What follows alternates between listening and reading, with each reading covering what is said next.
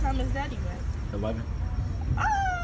11 a.m. They surprised me, and one of the guys reached out on Wednesday and said, "Look, can you really come in?" I'm like, "Oh, I got a meeting at 10." The good thing is it's only like 10 minutes away, so it's right off of 97. Okay, that's so it's good. not too bad.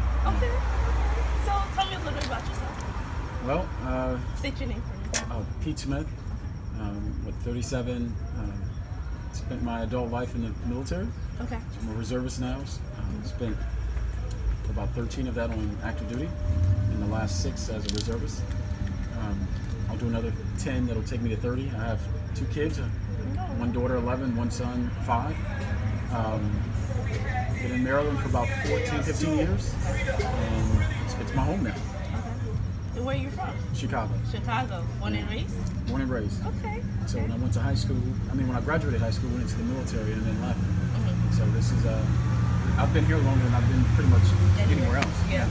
Okay. And so you graduated college? Yes, went to night school when I was on active duty as an enlisted person. It took me about 6 or 7 years, actually like 7 or 8 years. And then I finally finished my degree in information technology. Decided to go to OCS, Officer Candidate School, to get a commission. And because I always wanted one, I tried to get into Naval Academy when I was in high school, and that didn't work out, but everything else kind of fell into place. Okay. And what was that journey like, being in college? Was it hard? It was hard because I had a full-time job, kids and a family at the time, so it was tough trying to balance all of the, and then I deployed, so trying to balance the responsibilities of still being a parent, and then my work, and then trying to educate myself. It was tough.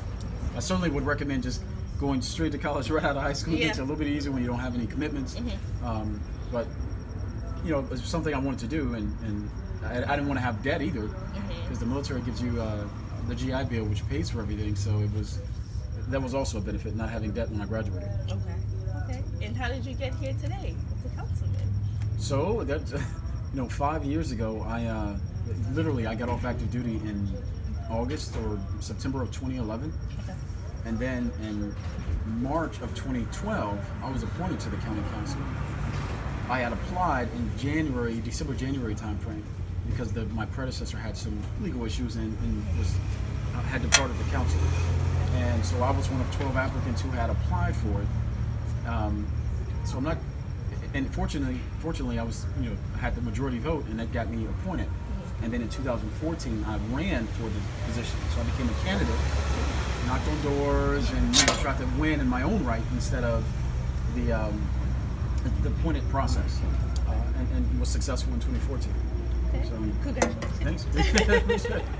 So what determination did that take? Like, did you have to put yourself on a strict schedule? Did you have to Yes. shut everything down on social media, that kind of thing? It's a full-time job, and I wasn't sure that I was going to run for office in 2014 had I not been appointed. I was encouraged in 2012 to run for it, but I'm grateful I did. If you look at the history of my life, first job being a crossing guard as a middle schooler, and then being a lifeguard as a high school and teenage person, being in the military for now going on 20 years, it just seemed fitting. Okay.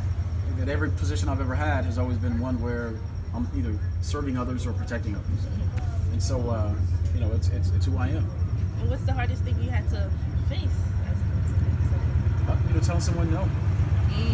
It's hard when someone has an issue and you can't solve it. It's out of your control. We have obviously everyone has limited capacity, and the time that's required to resolve a lot of these issues is very significant. And but sometimes the answer winds up being you can't do it, and it sucks being able to look in their face and or my vote when I say no and they really wanted me to support it, and it's like you don't either believe in that or the data doesn't show that that's the direction we should go, at least for me. And so I don't know, that's the hardest part about being in office. Someone's going to be mad at you for something. Can't please everyone. Can't please everyone. So I'm really big on high school students. Yes. So what I try to do is I try to actually have a few students that I'm actually helping get into college, like the process, applying financial aid and everything like that. Is there anything in the community that maybe like someone more like me that can actually join, or is there something that you're doing for the young adults that we can all get together and be like, hey, let's all help the high school students or the middle schools get to where they need to get to? You've heard of Bridge EU? It's a program called Bridge EU. Okay. The individual that runs this name is Wes Moore. The other Wes Moore wrote a book. Lives in Baltimore. Okay. And the whole purpose of Bridge EU is to essentially allow those junior seniors who are getting ready to go transition into the collegiate side of the house that first year, because statistics show that if you are successful in your first year of college, you're going to graduate. So I've always gone to him when it comes to what programs are available, what resources and federal aid, things like that are available for high school students, because he pretty much has his pulse on every single one of them. So Wes is always a person I'd sort of jump to when it comes to those types of programs. Okay. Here locally in Anne Arundel County, if you're a state delegate or state senator, you have a small grant that you're permitted to give, scholarship you're permitted to give for students. At the county level, we don't have that. Okay. Some other jurisdictions they do, but in Anne Arundel County it doesn't exist. Okay. And so with that, I'll just be able to find that online, just for anyone who's listening. Yeah, if you email me and go to, I can send you the link to the website, or like I said, it's called Bridge EU. Okay. And it's a great program that he started several years ago, and they help with scholarships and financial aid and things like that. So he's probably the resident expert when it comes to transition programs from high school to college. Okay. He's definitely that person. Okay. I'll definitely check it out. So I know me personally, being a vlogger and a vlogger, and all the things that I'm doing with school, internship, working full time. I know sometimes I can get discouraged, especially meeting, interviewing people like you or people like me. What is some advice that you would give me? Look, I never, when I was in high school and then even in my early years in the military, I had no idea what my life entailed 10, 15 years later. All I knew is that I wanted to have a good, solid foundation so that if any opportunity presented itself, I would be capable of taking advantage of it. And so I would encourage anyone that, especially in the young years, teens to early 20s to some extent, to just stay focused and try to knock out all of those hard things that life throws at you early, because when you get older and these other obligations start piling on, it's very difficult to do it. And for those that are trying to figure out what they want to do in life, just go back and try to understand what you're passionate about. When I grew up and I realized everything I did was just about helping others, and I got an enjoyment out of it, sort of this fulfillment. And so I realized that maybe this is what my calling is. And it took me into my late 20s, early 30s to recognize that, but it was always there. And so I would encourage anyone that is pursuing life, not just existing, not just sort of the run-of-mill, go to your job, go to the movies, sleep, work, and the same thing. But and that, for me, that's just existing. I want my life to have value, and I want to enrich other people. So that we leave a legacy that's here way after when it's our time to move on.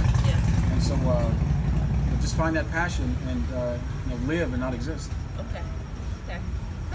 Breath of fresh air. And where do you see yourself in a few years from now? That's a tricky. I'm certainly going to, in the next couple, I'm going to hopefully run for my same seat that I'm in. I'll try to do that, and I always said that like the majors or football, for example, they'll call up people from the minor leagues to play when they have a spot open, and so I'm not sure where politically I'm going, but whenever that opportunity presents itself, my goal is to just be capable and ready to take advantage of it. Okay. So that's my plan. Okay.